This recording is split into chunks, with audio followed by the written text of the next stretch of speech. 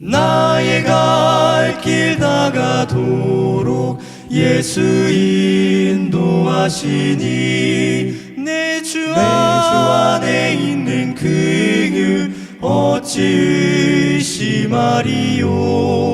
믿음으로 사는 자는 하늘 위로 받겠네. 무슨 일을 만나든지 만사 형통하리라. 무슨 일을 만나든지 만사 형통하리라. 나의 갈 길 다가도록 예수 인도하시니 그의 사랑 어찌 큰지 말로 할 수 없도다. 성령 감화 받은 영혼 하늘나라 갈 때에 영영토록 찬송 제목 예수 인도하셨네. 영영토록 찬송 제목 예수 인도하셨네.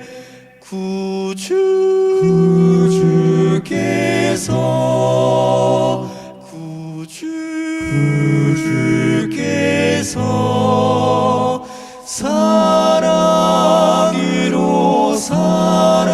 사랑으로 인도하여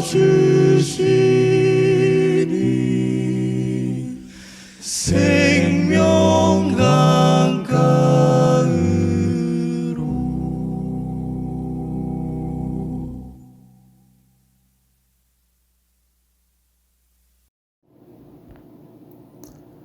하늘에 계신 우리 아버지, 우리의 삶 가운데 함께하여 주셔서 감사합니다.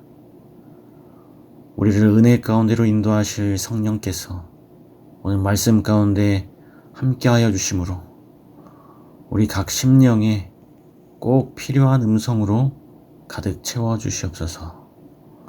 거룩하신 예수님의 이름으로 간절히 기도합니다. 아멘. 안녕하세요, 성도 여러분. 행복한 안식일이 시작되었습니다. 오늘도 여전히 거리두기 완화가 되지 않아서 온라인 예배로 예배를 드려야 하는데요. 온라인 예배지만 각 가정에서 우리가 대면 예배에서처럼 우리의 온 마음을 드리는 귀한 예배가 여러분 가정에서 이루어지게 되길 간절히 바랍니다. 오늘은 선명한 거울, 확실한 경계라고 하는 제목으로 함께 말씀을 나누고자 합니다. 거울은 자신을 보여주는 도구이고, 경계는 걸어가야 할 일은 벗어나지 않도록 도와주는 어떤 표시입니다. 우리의 인생살이에 없어서는 안 될 유용한 것들이 참 많이 있습니다. 선명하지 않은 거울과 불확실한 경계는 무용지물이 되는데요. 하나님께서 우리에게 주신 거울은 선명하고 경계는 확실합니다. 하나님께서 주신 선명한 거울과 확실한 경계를 함께 오늘 한번 만나보도록 하겠습니다. 우리 고린도전서 10장 1절로 14절의 말씀을 함께 보시도록 하겠습니다. 고린도전서 10장 1절로 14절입니다. 형제들아, 너희가 알지 못하기를 내가 원치 아니하노니 우리 조상들이 다 구름 아래 있고 바다 가운데로 지나며 모세에게 속하여 다 구름과 바다에서 침례를 받고 다 같은 신령한 식물을 먹으며 다 같은 신령한 음료를 마셨으니 이는 저희를 따르는 신령한 반석으로부터 마셨음에 그 반석은 곧 그리스도시라. 그러나 저희의 다수를 하나님이 기뻐하지 아니하신 고로 저희가 광야에서 멸망을 받았느니라. 그런 일은 우리의 거울이 되어 우리로 하여금 저희가 악을 즐겨한 것 같이 즐겨하는 자가 되지 않게 하려 함이니 저희 중에 어떤 이들과 같이 너희는 우상 숭배하는 자가 되지 말라. 기록된 바 백성이 앉아서 먹고 마시며 일어나서 뛰논다 함과 같으니라. 저희 중에 어떤 이들이 가늠하다가 하루에 23,000명이 죽었나니 우리는 저희와 같이 간음하지 말자. 저희 중에 어떤 이들이 주를 시험하다가 뱀에게 멸망하였나니 우리는 저희와 같이 시험하지 말자. 저희 중에 어떤 이들이 원망하다가 멸망시키는 자에게 멸망하였나니 너희는 저희와 같이 원망하지 말라. 저희에게 당한 이런 일이 거울이 되고 또한 말세를 만난 우리의 경계로 기록하였느니라. 그런즉 선줄로 생각하는 자는 넘어질까 조심하라. 사람이 감당할 시험 밖에는 너희에게 당한 것이 없나니 오직 하나님은 미쁘사 너희가 감당치 못할 시험 당함을 허락하지 아니하시고 시험 당할 즈음에 또한 피할 길을 내사 너희로 능히 감당하게 하시느니라. 그런즉 내 사랑하는 자들아 우상 숭배하는 일을 피하라. 고린도전서 10장 1절로 14절은 이스라엘 백성들이 광야에서 얼마나 행복하게 살았는지를 우리에게 보여주고 있습니다. 5가지 사실을 통해서 그들이 얼마나 행복했는지를 보여주고 있었는데요. 첫 번째로 그들은 다 구름 아래에 있었습니다. 이 구름 아래에 있었다는 말은 낮에 그 뜨거운 햇빛으로부터 보호를 받았음을 가리킵니다. 그 광야의 뜨거운 햇빛이 얼마나 강렬했을까요? 오늘날 우리도 여름에 그 뜨거운 햇빛 아래 걸어가노라고 하면 얼마나 뜨거운지 모르겠습니다. 그 햇빛이 뜨거운 여름날, 이 양산만 펼쳐도 얼마나 좋은가요? 하나님께서는 이스라엘 백성들이 광야를 지나는 이 40년 동안 구름으로 뜨거운 햇빛을 가려주셨습니다. 이 사막에서의 구름 기둥은 이 그늘막, 단지 햇빛을 가려주는 그런 역할만 한 것은 아니었어요. 이 이스라엘 백성들이 어디로 가야 할지, 또 언제쯤 출발해야 할지를 가르쳐주는 도구였습니다. 그는 너희 앞서 행하시며 장막 칠 곳을 찾으시고 밤에는 불로 낮에는 구름으로 너희의 행할 길을 지시하신 자니라. 밤이든 낮이든 언제든지 간에 하나님께서 인도하시는 대로 따라가기만 하면 안전했습니다. 이 구름은 하나님께서 이스라엘 백성들 앞에 행하신다라고 하는 표시였어요. 출애굽기 13장 21절로 22절의 말씀에 여호와께서 그들 앞에 행하사 낮에는 구름 기둥으로 그들의 길을 인도하시고 밤에는 불 기둥으로 그들에게 비추이사 주야로 진행하게 하시니 낮에는 구름 기둥 밤에는 불 기둥이 백성 앞에서 떠나지 아니하니라. 이 광야 생활 40년 동안 구름 기둥과 불 기둥이 그들 앞에서 떠난 적이 한 번도 없었습니다. 하나님은 그들을 떠나신 적이 없었어요. 그렇기 때문에 이스라엘 백성들은 늘 하나님과 함께 직접 하나님이 함께 하시는 그 행복을 누렸습니다. 두 번째로 그들은 바다 한가운데로 지났습니다. 이 바다 한가운데로 지났다는 사실은 우리 여러분들이 잘 알고 계시듯이 그 홍해를 건넌 그 사건을 가리킵니다. 애굽을 출발한 지 얼마 되지 않았을 때 이스라엘 백성들은 이제 앞으로 가지도 못하고 뒤로 후퇴하지도 못하는 이 사면초가에 빠졌습니다. 뒤에는 바로의 군대가 쫓아오고 있었고 앞에는 이 홍해가 떡하니 가로막고 있었습니다. 이때 두 부류의 사람들이 있었어요. 한 부류의 사람들은 믿음이 조금이라도 있는 사람들이었습니다. 그들은 심히 두려워해서 여호와 하나님을 부르셨어요. 그리고 또 다른 한 부류는 어떤 사람들이었을까요? 그 사람들은 모세를 원망하는 사람들이었습니다. 이제 모세가 바다 위로 손을 내밀었습니다. 큰 동풍이 불어 물이 갈라졌고 바닷가 마른 땅이 되었습니다. 이 홍해를 건넌 사건은 그들에게 가장 전율을 일으키는 그런 강렬한 그런 사건이었을 것입니다. 왜냐하면 바로 죽음의 문턱에서 구원의 길로 역전시키는 그 엄청난 경험이었기 때문입니다. 세 번째로 그들은 다 구름과 바다에서 침례를 받았습니다. 이 구름과 바다에서 침례를 받았다는 말씀은 방금 말씀드린 이 홍해를 건넌 사건을 다른 각도에서 설명하고 있습니다. 홍해를 건넌 사건은 바로의 군대로부터 보호를 받은 하나님의 보호하심을 가리킴과 동시에 이스라엘 백성들의 영적인 경험이 되기도 했습니다. 재림교회 성경주석은 이렇게 설명합니다. 이스라엘 자손의 경험은 침례에 관한 상징이다. 이스라엘 백성이 바다를 건널 때 위로는 구름이 있고 양 옆으로는 바다가 있었기에 물로 쌓인 바 됐고, 이런 의미에서 그들은 침례를 받은 것이다. 이스라엘 백성들이 홍해를 건널 때 이 위에는 구름, 좌우에는 이 바닷물이 있었습니다. 이것은 물속에서 침례를 받는 경험이었다고 이 사도 바울도 설명하고 있습니다. 작게는 200만 명, 크게는 500만 명이 한꺼번에 침례를 받았습니다. 오늘날까지, 지금까지 있어 모든 침례 중에 가장 많은 사람이 침례를 받은 그러한 사건이었습니다. 이 홍해 사건은 이스라엘 백성들의 집단 침례식이었고, 이 사건은 세 번째로 기록될 만큼 중요한 의미가 부여된 그런 사건이었다고 하는 것입니다. 네 번째는 그들은 다 같은 신령한 식물을 먹었습니다. 여러분, 그들이 이 광야 40년 동안 신령한 식물, 무엇을 먹고 살았습니까? 바로 만나였습니다.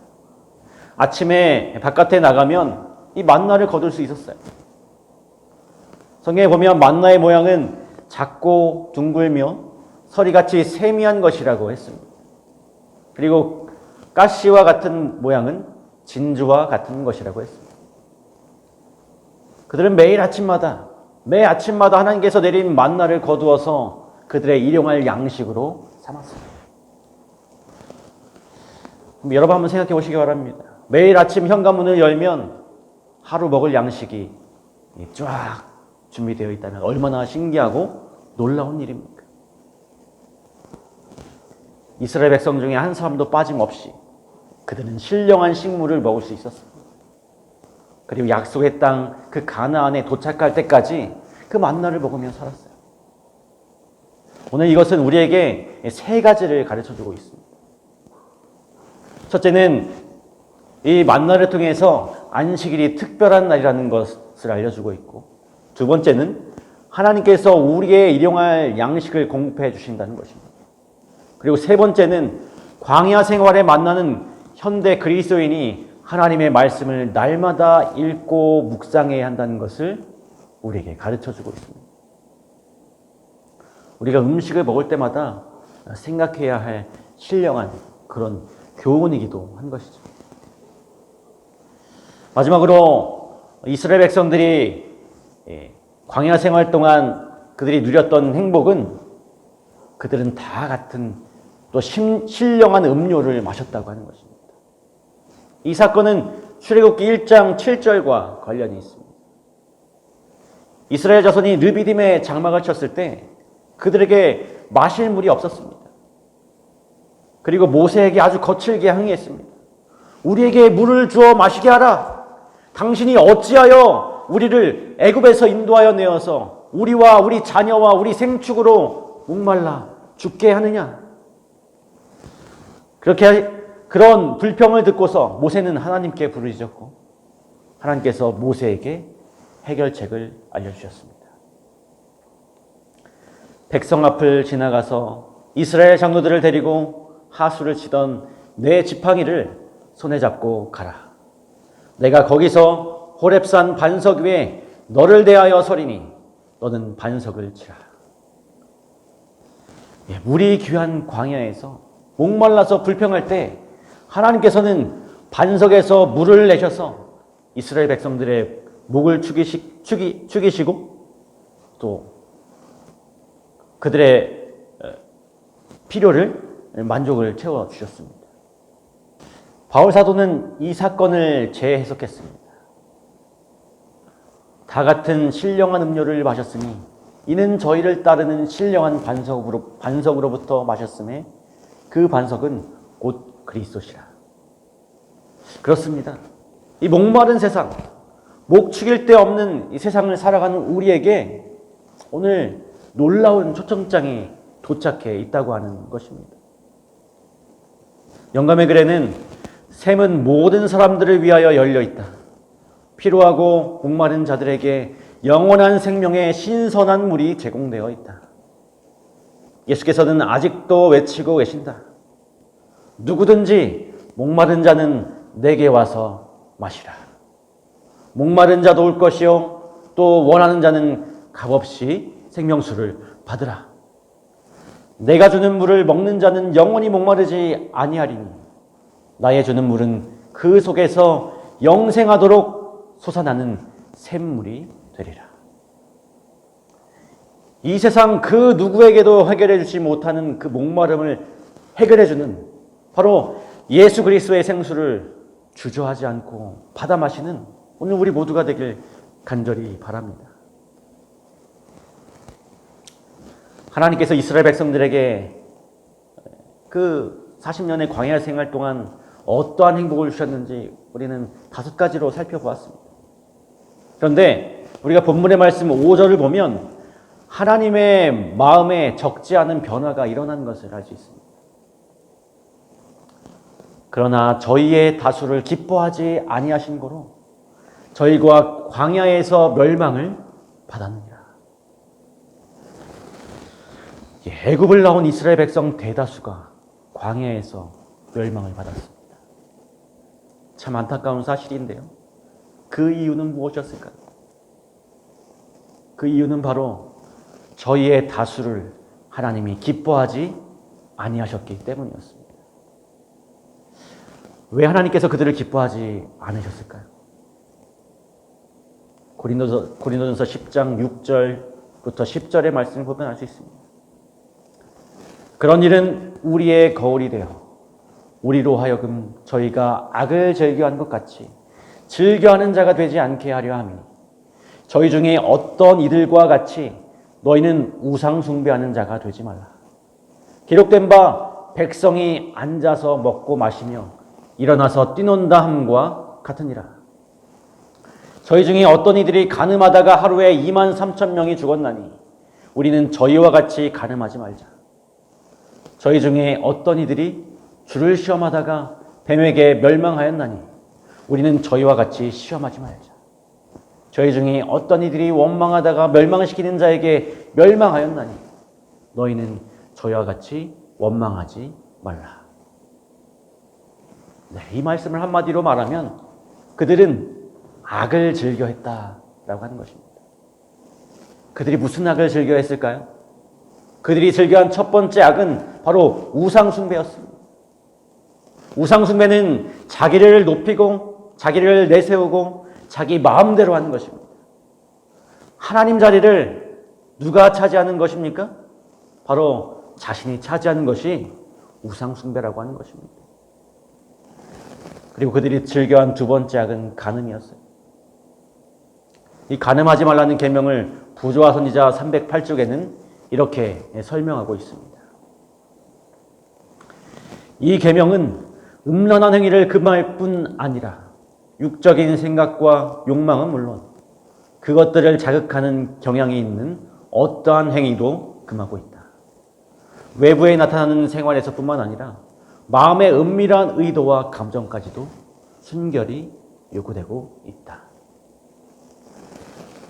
그들이 즐겨한 세 번째 악은 주를 시험하는 것이었습니다. 너희 중에 어떤 이들이 주를 시험하다가 뱀에게 멸망하였나니. 이 말씀은 민수기 21장을 배경으로 기록하신 그런 말씀이었어요. 이스라엘 백성들이 길로 인하여 마음이 불편했고 원망과 불평을 하고 있을 때 불뱀이 나타나서 많은 사람들을 물었습니다. 그리고 불뱀의 독이 온몸에 퍼져서 많은 사람들이 죽게 되었어요. 이스라엘 백성들이 이제 하나님을 원망한 것을 두고 주를 시험했다라고 표현했습니다. 바울 사도는 이스라엘 백성들이 하나님을 원망한 일을 두고 주를 시험했다라고 표현한 후에 혹시 이해하지 못할까 싶어서 시험 대신 원망으로 바꾸고 한 번 더 기록했습니다. 우리 고린도전서 10장 9절과 고린도전서 10장 10절을 비교해 보시겠습니다. 저희 중에 어떤 이들이 주를 시험하다가 뱀에게 멸망하였나? 우리는 저희와 같이 시험하지 말자. 저희 중에 어떤 이들이 원망하다가 멸망시키는 자에게 멸망하였나니 너희는 저희와 같이 원망하지 말라. 9절과 10절은 거의 같은 내용이에요. 이 두 절은 평행절입니다. 시험 대신 원망으로 바뀐 것뿐이에요.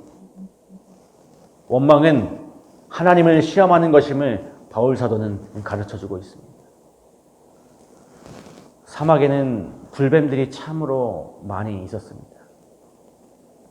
그러나 이전에는 불뱀에 물린 사례가 한 건도 없었어요. 왜냐하면 하나님께서 이스라엘 백성들을 보호하셨기 때문입니다. 보호막을 쳐두셨기 때문이었어요. 그러나 이스라엘 백성들의 입에서 원망과 불평이 터져 나왔을 때 하나님께서는 불뱀을 제어하지 않으셨습니다.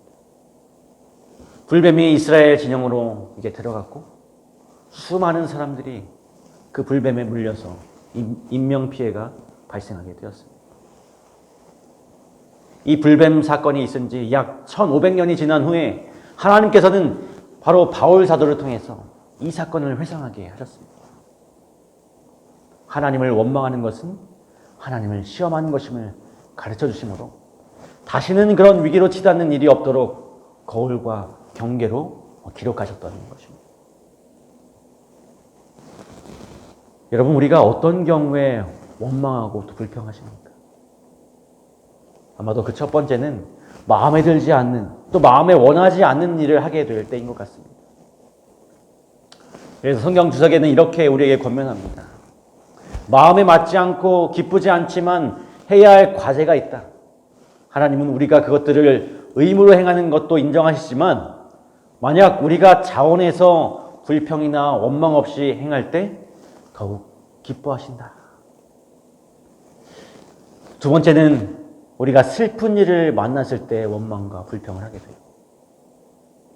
하나님께서는 인간에게 이 원망 이외에 할 일을 가르쳐 주셨는데 사람은 믿음과 경건과 겸손과 복종하는 마음으로 자기의 슬픔을 하나님께 가져야 한다라고 하는 것입니다.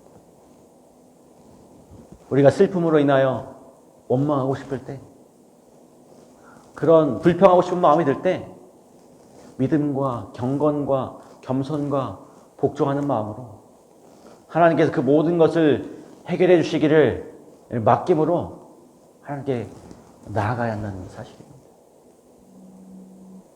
우리가 이 세상을 살아가면서 정말로 원망하고 불평할 일이 적지 않을 것입니다. 여러분, 그때마다 우리 예수 그리스도를 바라보게 되시길 간절히 바랍니다. 그리하여서 예수님을 바라봄으로 이 원망과 불평을 감사와 기쁨으로 바꾸시는 그 은혜를 얻게 되시길 간절히 바랍니다. 이러한 것은 바로 예수님을 바라볼 때에만 가능한 일입니다. 하나님께서 우리에게 주신 선명한 거울과 확실한 경계가 있습니다. 저희에게 당한 이런 일이 거울이 되고 또한 말세를 만난 우리의 경계로 기록하였느냐. 여기서 저희가 당한 이런 일이 무엇일까요? 하나님의 특별한 은혜와 사랑을 받았음에도 불구하고 우상 숭배와 간음과 원망을 함으로 멸망당하는 그런 안타까운 일인 것입니다. 여기서 우리가 함께 가지게 되는 의문이 있는데요. 왜 이스라엘 백성들은, 왜 그들은 하나님의 특별한 은혜와 사랑을 그토록 받았음에도 불구하고 우상 숭배와 간음과 원망에 빠지게 되었을까요? 아마도 그들이 받아온 것들, 그들이 누리고 있는 것들이 너무나 당연하게 생각했기 때문이 아닐까 생각됩니다. 그 첫 만나가 내린 날의 그 감동은 결코 말로 표현할 수 없었을 그런 감동이었을 것입니다. 그리고 첫 구름 기둥이 덮인 날의 기쁨을 무슨 말로도 표현할 수 없었을 것입니다. 그러나 하루 이틀, 또 1년, 2년, 10년, 20년이 지나면서 이렇게 시간이 갈 때 마침내 그들의 마음에 감동이 차츰 사라졌을 것입니다. 하나님의 은혜와 사랑에 대해서 아마 무감각해져 있었을 것입니다. 그러자 하나님의 은혜와 사랑은 이제 그들의 마음에 온데간데 없게 되고 그들의 눈에는 바로 자신밖에 보이지 않게 되었어요. 바로 스스로 서 있다고, 스스로가 잘 걸어가고 있다고 착각하고 있었던 것이죠. 그래서 하나님의 은혜와 사랑이 가슴에서 사라졌습니다. 불평과 원망이 마음속에 자리 잡게 되었고, 불평과 원망이 이제 입 밖으로 터져 나오게 되었습니다. 이 불평과 원망은 하나님이 계시지 않는 그 가슴에서 자라고 하나님이 계시지 않는 사람의 입술에서 활동하는 것들입니다. 오늘 우리 모두의 가슴과 입술을 면밀하게 살펴보게 되기를 간절히 바랍니다. 그런즉 선줄로 생각하는 자는 넘어질까 조심하라. 사람이 감당할 시험 밖에는 너희에게 당한 것이 없나니 오직 하나님은 미쁘사 너희가 감당치 못할 시험 당함을 허락지 아니하시고 시험 당할 즈음에 또한 피할 길을 내사 너희로 능히 감당하게 하시느니라. 그런즉 내 사랑하는 자들아 우상 숭배하는 일을 피하라. 오늘 우리가 지금 이 자리까지 올 수 있었던 것은 우리가 어떤 것이 잘나서가 아니라 바로 하나님께서 우리를 이곳까지 인도해 주셨기 때문입니다. 오늘 우리가 살아가면서 당하는 수많은 어려운 일들은 우리들이 다 감당할 수 있는 것들입니다.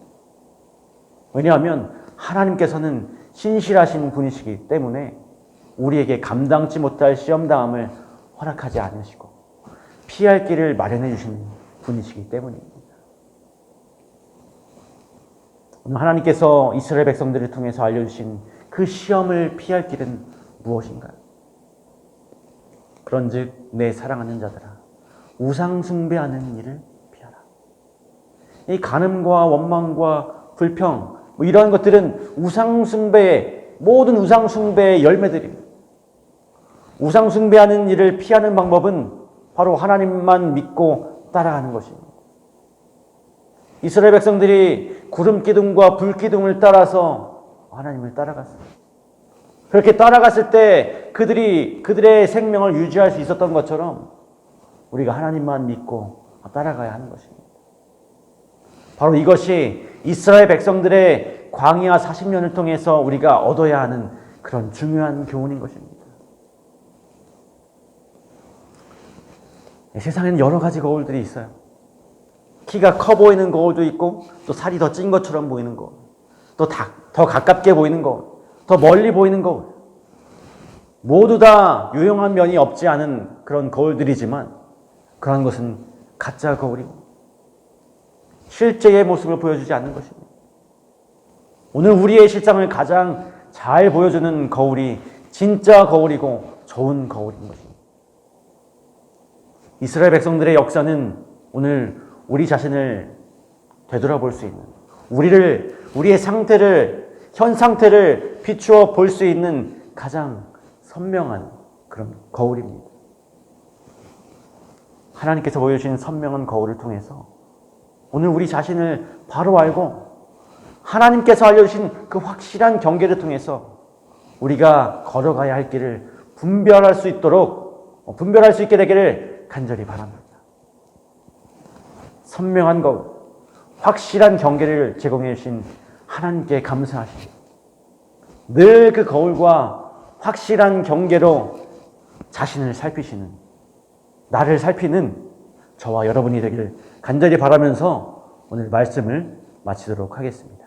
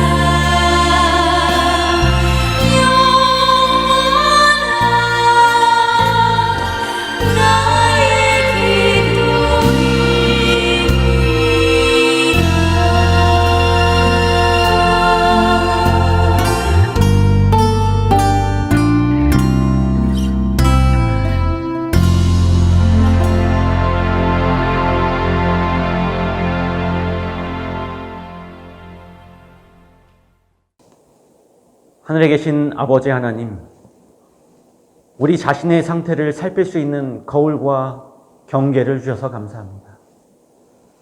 매일매일 말씀과 기도로 겸손한 생애를 살게 하시며 밀물처럼 밀려오는 세상의 조류에 휩쓸려서 그 경계를 벗어나지 않는 우리 모두가 되게 하여 주시옵소서.